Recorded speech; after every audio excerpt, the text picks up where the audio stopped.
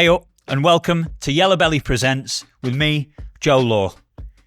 Today we're joined by the brilliant Hannah Lowther, an exceptional talent leading the way both on stage and online. You might know Hannah from her roles in Heathers and Six, or you might have come across her viral TikToks that kept so many of us smiling throughout lockdown, bringing a brand new energy and openness to what it means to be a performer today.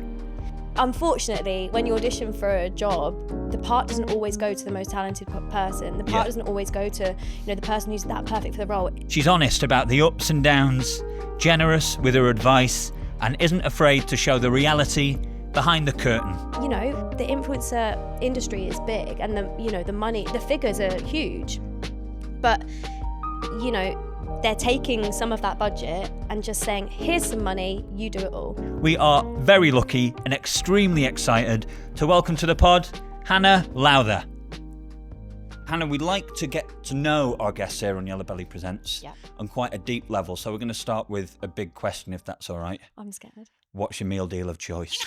I actually had to go through this morning, but it was Sainsbury's and not Tesco. I know. Gasp.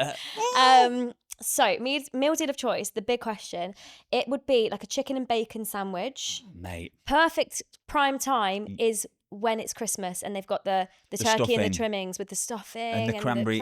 Ooh, yeah. So when it's not Christmas, we're not thriving, but that's fine. I would normally try and make the meal deal as expensive as possible so that when it comes to the end and Biggest you press discount. pay now and it's like, well, it's expensive now for a meal deal. Yeah. When I worked there, it was £3. Now it's £4. That's wild. That's £4 wild. for a meal deal. Too much. Anyway, I would go for like a smoothie or a coffee. When I worked there, I went for like a smoothie or a coffee. Or maybe like a peach iced tea or something like that. Something fresh. It's a hot day today, so maybe something fresh. And then plain hula hoops. Love a hula hoop. Quite random. Do you put them on every finger like a hula hoop monster? Yeah, or have you grown out of that? Who doesn't? I think my meal deal of choice, always can of Coke, prawn cocktail, and a hoisin duck wrap. Do they still do those? That is an array of flavours going on. Prawn, duck, and Coke. It's probably too many That's flavours. a lot of flavours going on. I don't know if I'll be able to cope with that. I'm like plain crisps, plain sandwich. Plain crisps and chicken and bread, please. Yeah. So that wasn't our original first question, right. But we were just like, we've got to ask that first. Yeah. Our initial first question was that you've spoken really eloquently before about how you've been seen for roles through your lovely following, but then you've gotten the parts because of all the hard work and talent and dedication. Do you think there's still a bit of a stigma around influencers and celebrities in the arts? Or do you think that's largely sort of faded away now? I think there still is. I think it's kind of turned from celebrities to influencers. Yeah. And I think now we're seeing people turn around and say, oh, well, they're only getting cast in that because of their following. And it's like, yeah, but this has been happening for years. Yeah. Celebrities are not only getting cast, but, they're stunt casting celebrities in shows because they've been in a band or they've been on Hollyoaks or something like that. Yeah. So, and I'm not saying that they wouldn't be great in the show and they wouldn't rightly deserve that role, but it has been happening for years. So I think this conversation at the moment about influencers or people who are on the internet are getting roles because of that, I think it's just boring. It's just boring because, we all know how marketing works and we all know how the theatre industry needs help selling tickets. Yeah, and exactly. That is an added bonus. And unfortunately, that is just the way the world works. In the same way in a corporate world as well, I mean, I don't know anything about corporate. I don't know why I brought up corporate, but I imagine it happens in different industries as well. It's not always about, unfortunately, when you audition for a job, the part doesn't always go to the most talented person. The part doesn't always go to, the person who's that perfect for the role. It could, even getting auditions. Yeah. You might not get an audition for XYZ reasons. I might get an audition because I know the casting director. Or you might get an audition because you know the choreographer. I think, nothing works in this set in stone way anymore, and I don't think it ever has. So I think, that there's definitely still a stigma around it, but I think we're trying to break down the stigma. And also, not that I have anything to prove, but I think when I go out on stage, I always do just feel a sense of pride that even though, you know, I'll hold my hands up, even if I did get cast because they thought it might help sell tickets to the show, that I can go out on the stage and do the job how it's meant to be done and work really hard and kind of prove myself that I do belong up there. I think there's a huge difference as well between someone maybe who has got fame through a TV show or even an influencer who might not have much experience on the stage, and then someone like you who you've been training this your whole life. Yeah. And the influencer chapter of your life came much later after all your training. You were already prepared for it. So you might have gotten one job out of all your successes online, but you wouldn't have got all the work and the consistent work you've got since unless you worked really hard your whole life to meet that opportunity when it came, and that opportunity you made for yourself. Yeah, 100%. I think people, and I'm not saying making videos and content creation is the hardest job in the world, because I'm so aware that it's not, but I think people forget the time and the effort and the work that it takes to set up, you know, those accounts and to build a profile and to get to that point. So as much as it might look easy, oh, she's got 1 million followers, so she's going to get cast in that part. But like, think of the work, you know, not only the work to actually do the part well, but the work to build up that following and to get into rooms and put yourself out there. You know, it's different work to what it was working at Tesco, but it is work, and it's like a mindset shift for me as well, to kind of put value on that work and value on the time and the hours I've put into like building Hannah Lowther, the brand, as if you will. Yeah. A lot of our guests that we've had on have said that exact same thing. They said, you as a performer, whether you like it or not, you do have to see yourself as a brand. You are marketing yourself. Yeah. And we all go about that in different ways, I suppose. And all of those ways are as good as one another. And social media is a brilliant way of branding yourself and putting yourself out there. So when you go into that room to get that job, people know who you are, know what you do, and know what they're going to get when they give you the role. Yeah, I mean, and that has its bonuses, of course, but also has its negatives, because people, you know, if people know you, they already have this preconceived idea of who you are and what you might be able to bring. And I think the persona, not the persona, because it is me, it's not like a separate persona, but the me that I am online, the Hannah Lowther, the brand online, you know, it's a certain type of way all the time, because, you know, it's like you're in show mode when you're filming content and when you're doing things like that. And it is me, but I say it's like an extended version of me. It's like not a caricature, but like it's just like me constant, you know? And we all have times and days where I'm sitting on the train like this. And then someone goes, "Hi, you Hannah?" I'm like, "Hi." It's like, you know, because like we all just have those moments where we're all human.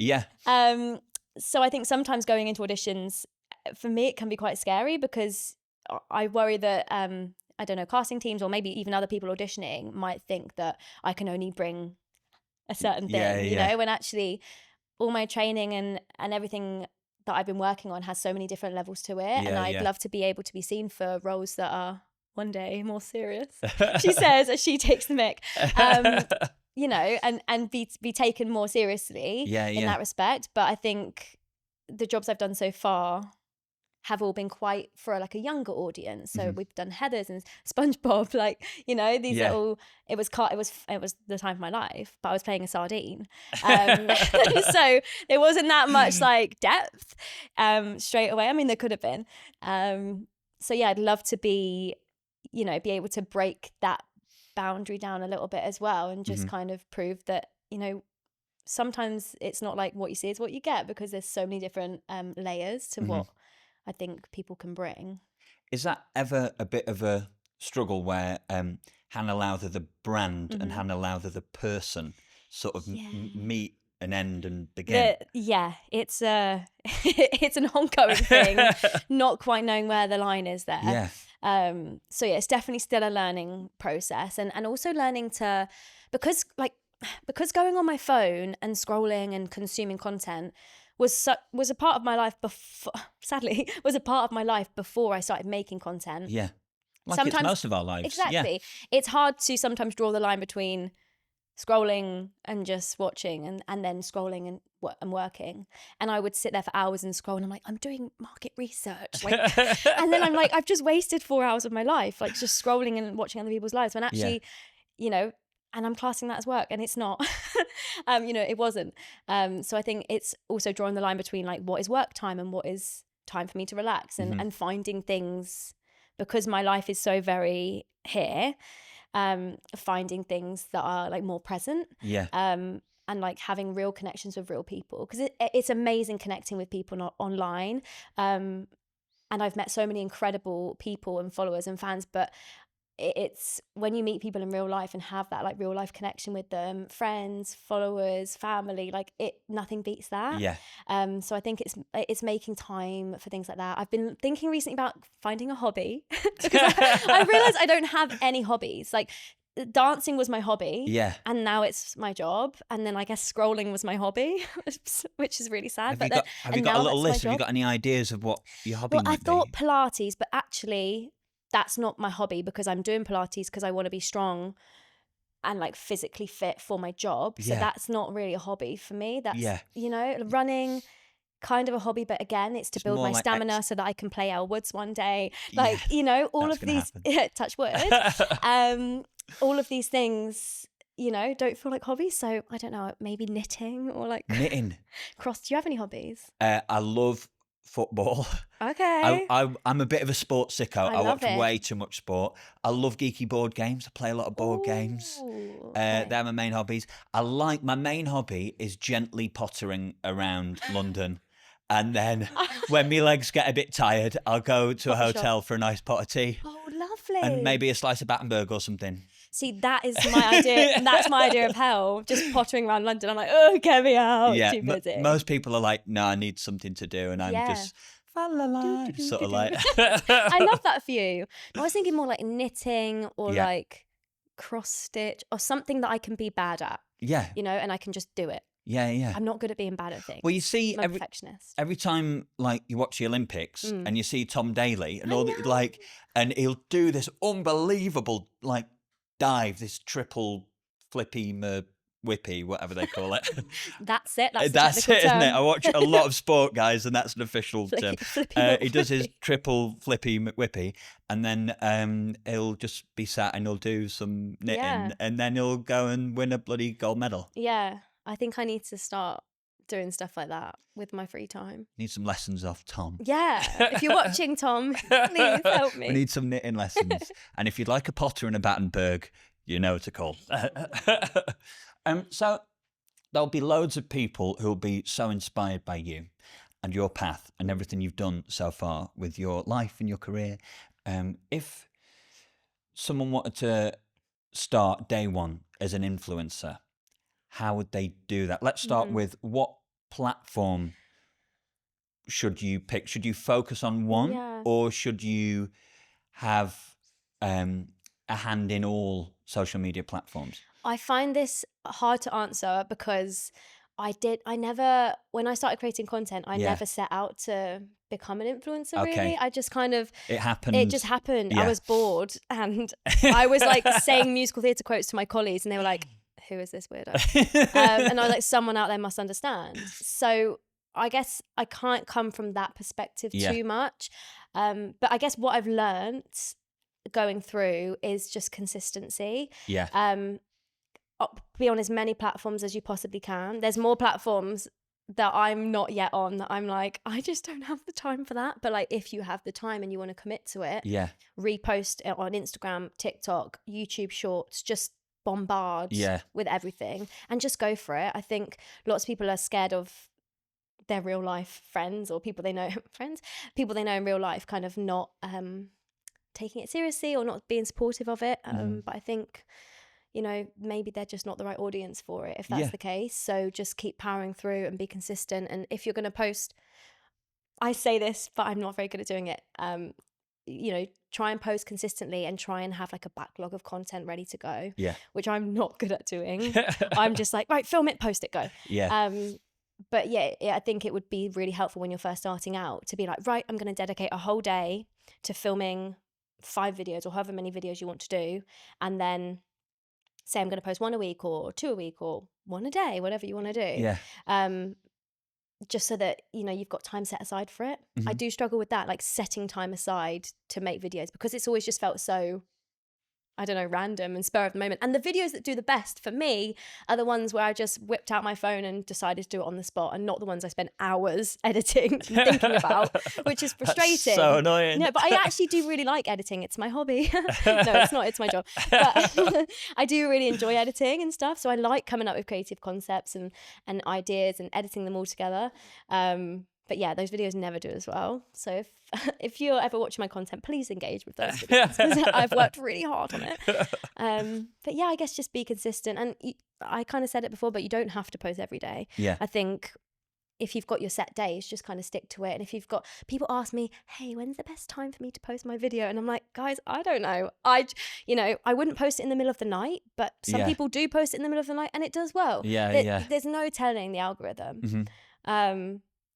Maybe I feel like our phones are always listening to us secretly. So maybe if you just keep saying, I really want to go viral, like near your phone, it might work. I really want to go viral. Yeah, please. So yeah, I don't think there's any, I think don't get caught up in the like rhyme or reason behind why things go viral, X, Y, Z. Just make content you enjoy and that you like and you're passionate about, and hopefully the virality, is that a word? Yeah, it is now. So. Virality. We'll follow suit, hopefully. I think that's great advice. I think so much of life, you just need to let go. As long as you're consistent, exactly as you said, and you keep putting in the work, that's all you can do. Yeah. And the rest of it is kind of out of your hands. So as 100%. much as possible, there's no point worrying about it, as long as you're working hard and putting stuff out there consistently. And also, and when it starts feeling, you know, oh, I can't be bothered to post today and stuff like that, then give yourself a break. It's like, you know,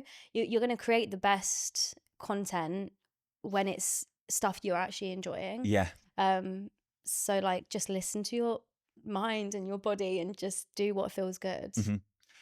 So let's say a post or a video goes viral, which which must happen to a lot of people. But what's much rarer is being able to leverage that viral video into a bigger following and then a bigger career. Yeah. Which is something you've done really, really well. How would someone go about doing that? I basically just never let it go. Yeah. Like, I had one video that went viral and I didn't shut up about it. Yeah. I was just like, guys, did you hear? I think, again, I was lucky at the time because it was lockdown and we were talking about key workers a lot and supermarkets. We were always talking about supermarkets in lockdown. It was like a thing. Because it's the only place you could go. Yeah. And I was kind of lucky that it was very current at the time, and that's why it went viral. But I used that.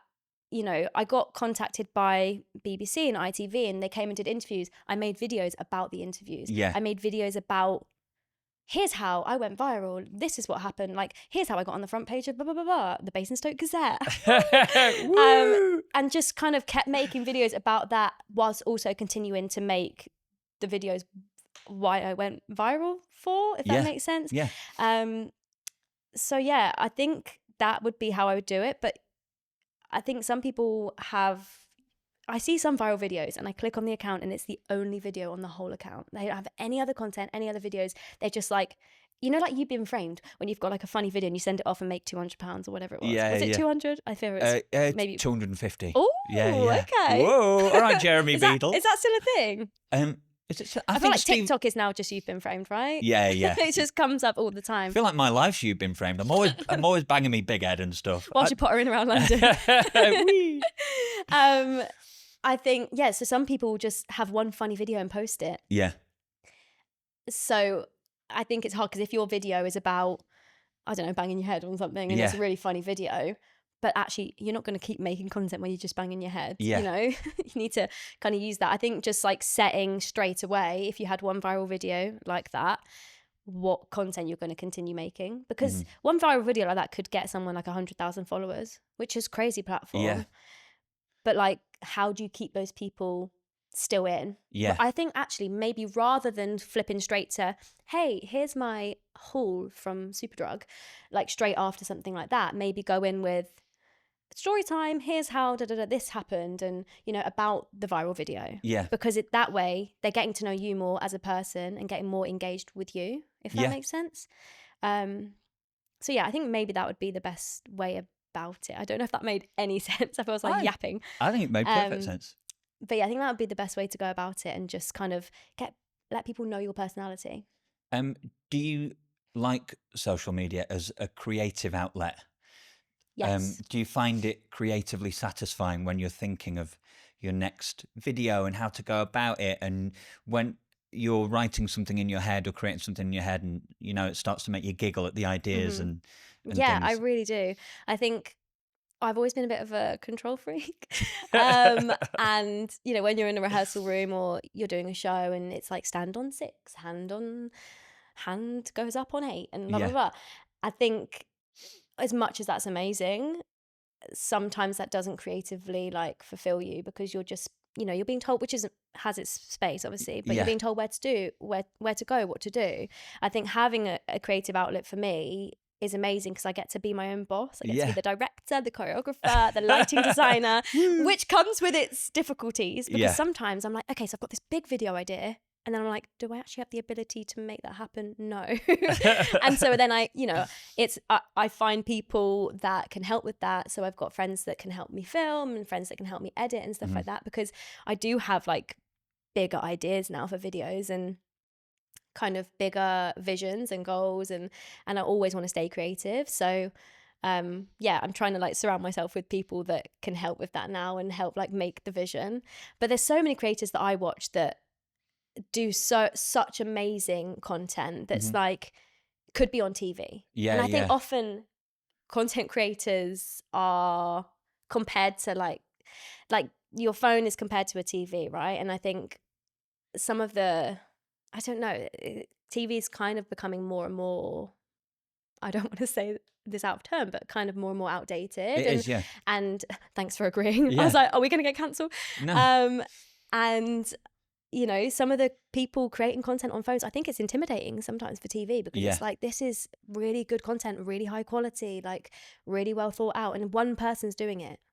And I think that also comes along with kind of explaining how like marketing and brand deals and things like that work for influencers, is because for that, I try and explain this to people in a way that makes sense. But like, if M&S want to, I should have said Tesco, never mind. If M&S we've had Sainsbury's, we've had M&S. Other supermarkets are available. If M&S wanted to film a TV ad, they would like think about how much money they would put into making this TV ad. They'd have to do auditions for the cast. They'd have to, I can't even list off all the things. Auditions for the cast, they'd have to pay the cast, they'd have to pay the extras, they'd have to pay for the location, they'd have to pay for the crew, the lighting, all like incredibly big budgets for things like that. Whereas if you turn it to influencers, you pay them, and it is the influencer industry is big, and the money, the figures are huge. But they're taking some of that budget and just saying, here's some money, you do it all. Yeah. And they're saving, not saving money because they're still spending, but it's a lot cheaper for companies to pay influencers to promote it on a more personal level than it is for them to film TV ads.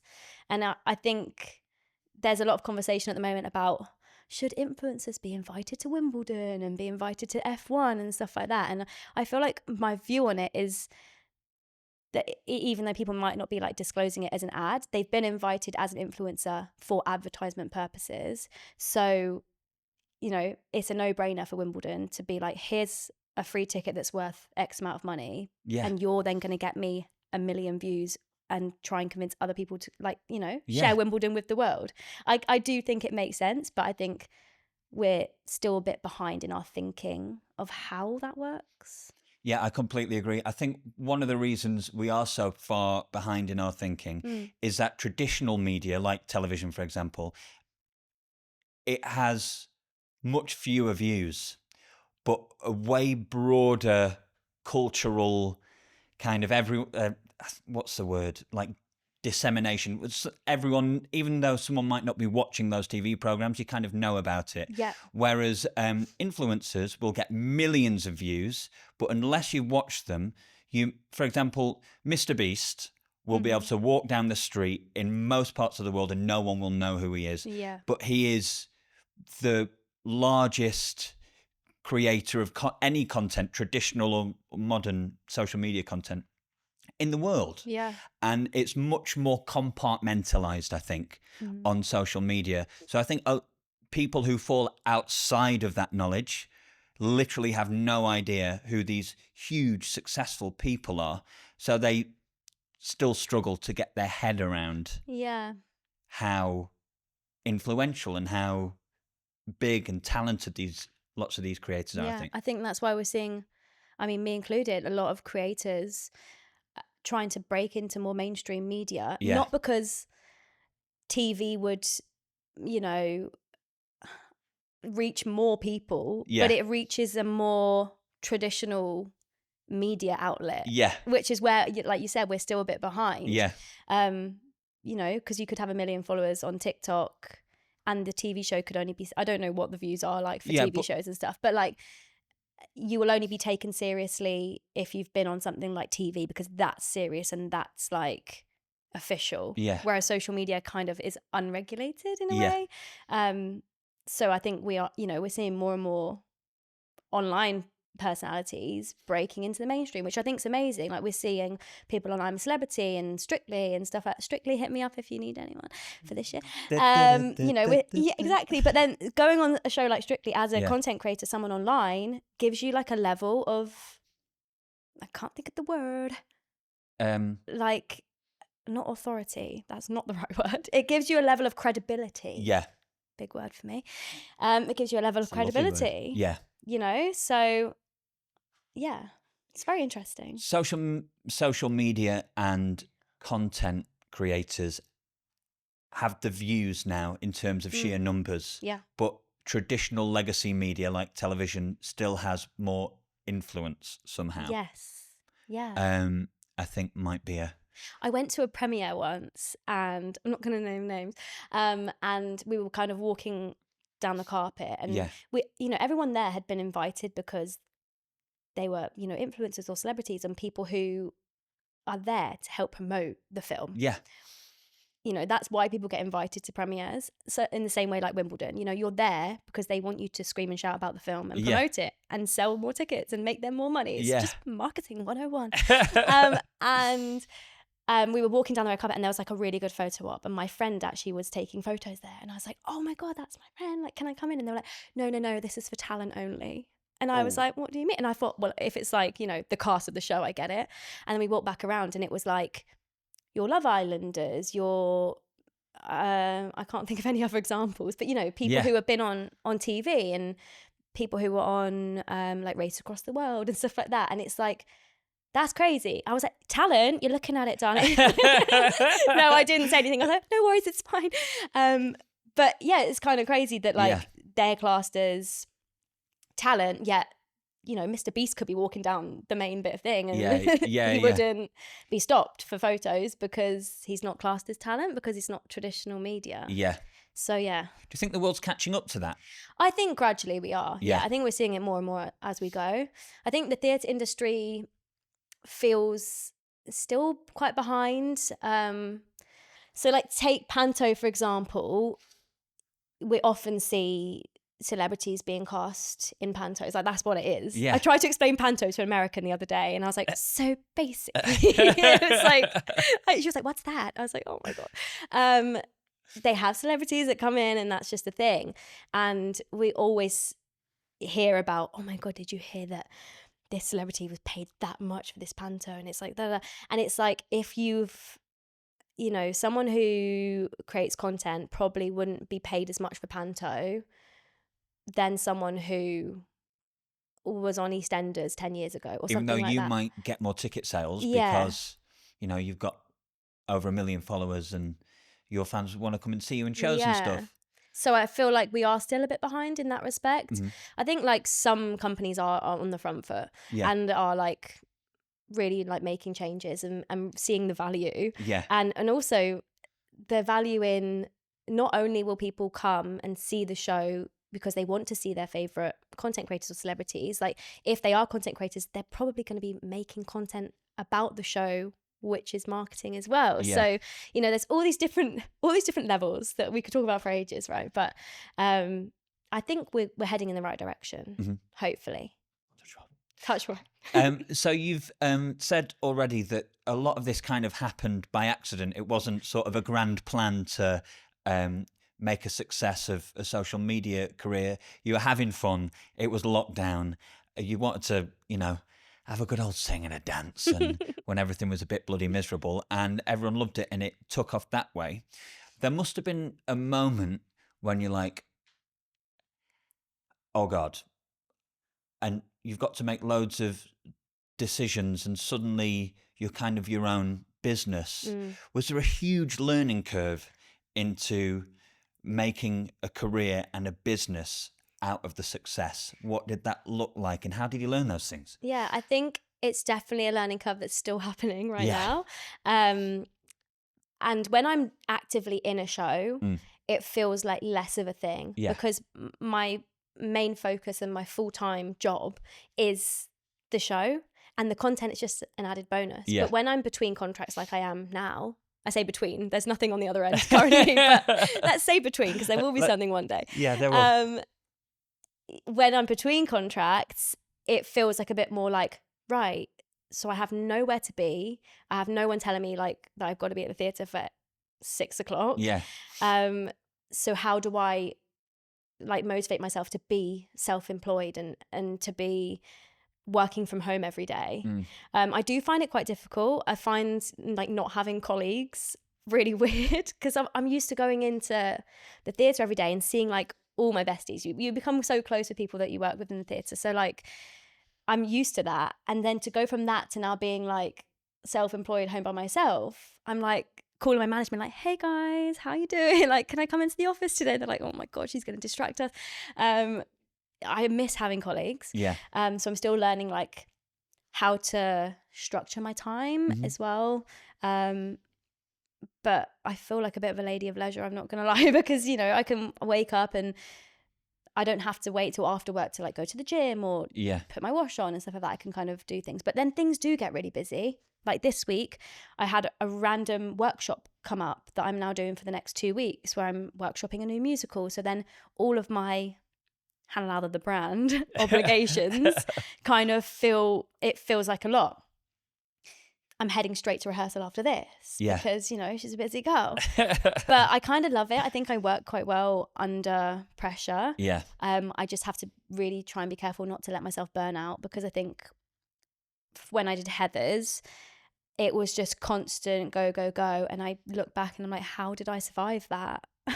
Because I was dance captain. I was covering 3 parts in the end, and was learning how to be in a professional production for the first time and how to be a dance captain. All of a sudden they were like, here's some power. I was like, oh God, what do I do with this? And everyone's like, hey Hannah, like, can you help me with this? I'm like, I think so. I don't know if I'm allowed. And they were like, yeah, you're the only person in charge here.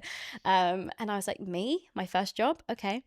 So doing that and the content on the side was like a lot.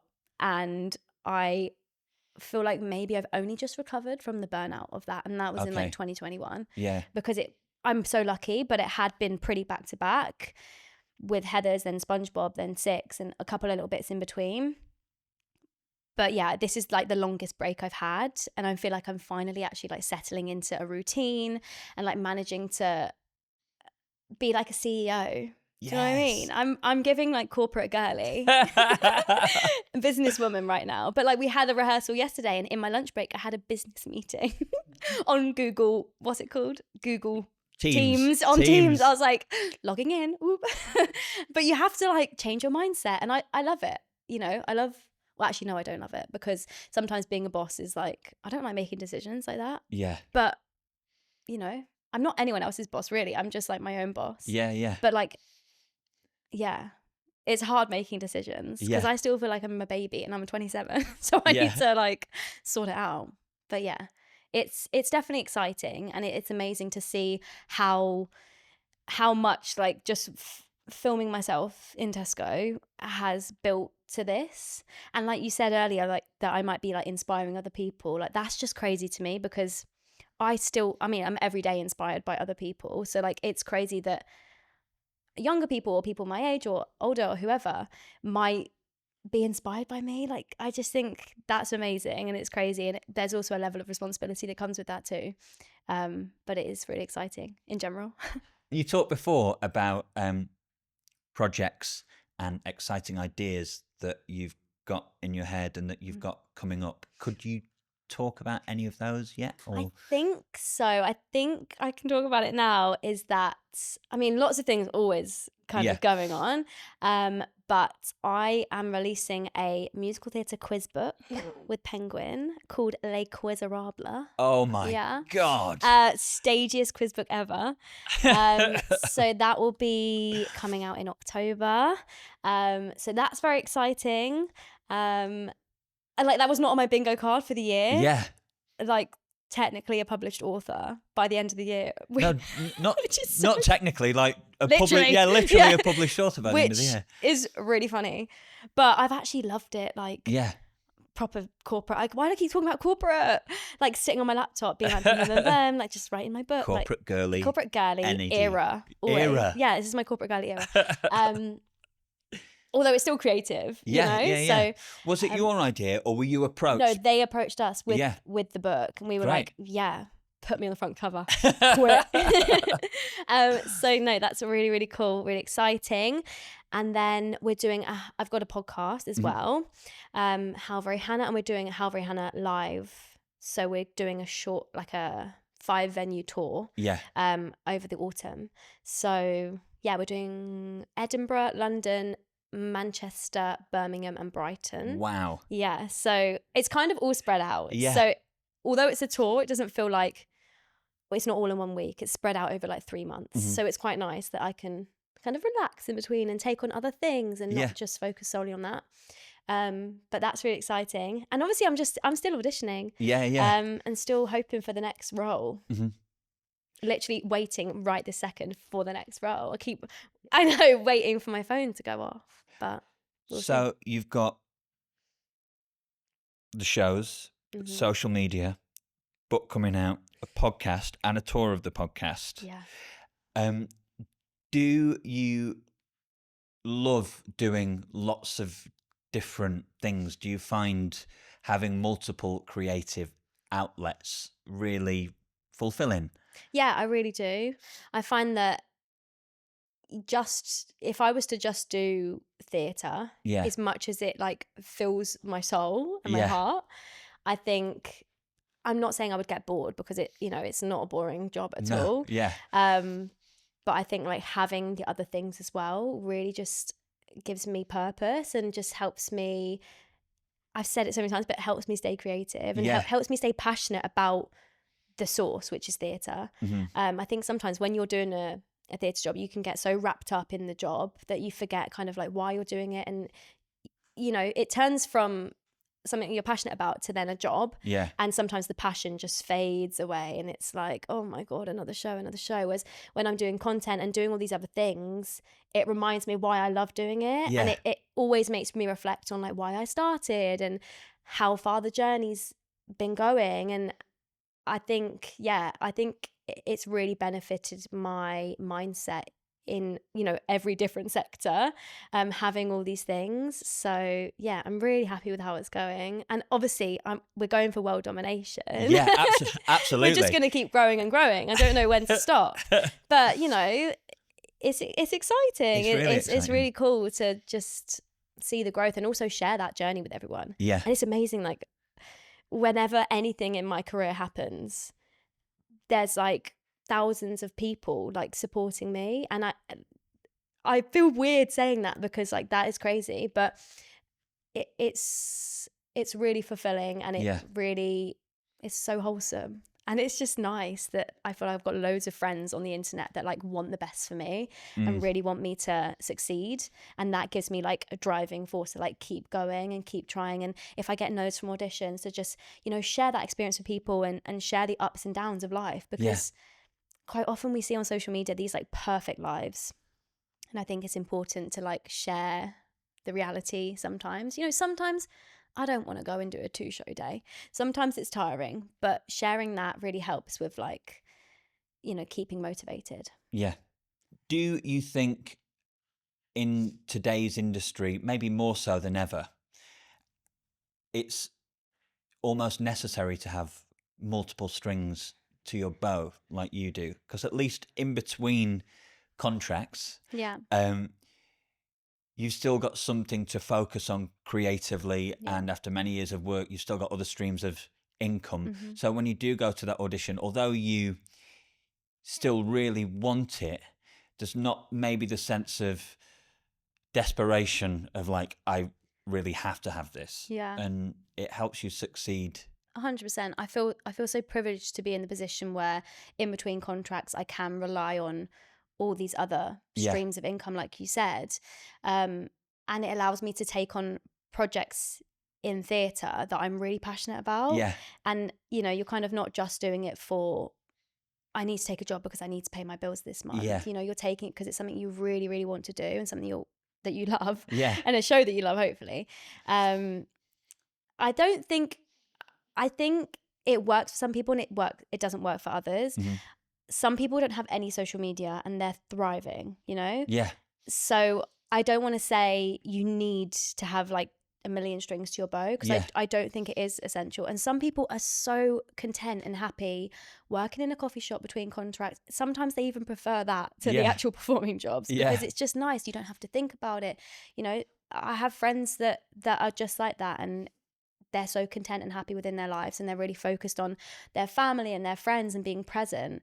I think if you're wired in a way that, you know, not in a business way, corporate again, if you're wired in kind of a way of growth and business minded, and which I didn't think I was until now, and I'm like, okay, maybe I am, then I think it is really good to have lots of strings to your bow and just, you know, keep pushing and keep extending all these different like avenues.